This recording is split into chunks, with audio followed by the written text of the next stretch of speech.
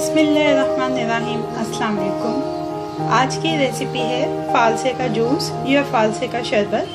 फालसे का जूस बनाने के लिए 200 ग्राम फालसे लिए हैं। इसके ऊपर से डंडियां उतार के इसको अच्छी तरह से धो लिया है।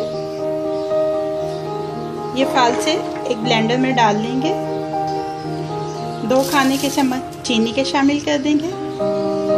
काला नमक हस्बे जायका, पानी 1/4 प्याली। अब इन सारी चीज़ों को अच्छी तरह से ब्लेंड कर लेंगे। देखिए ब्लेंड करके ये एक पेस्ट बना लिया है। अब इस मिक्सचर को छान लेंगे।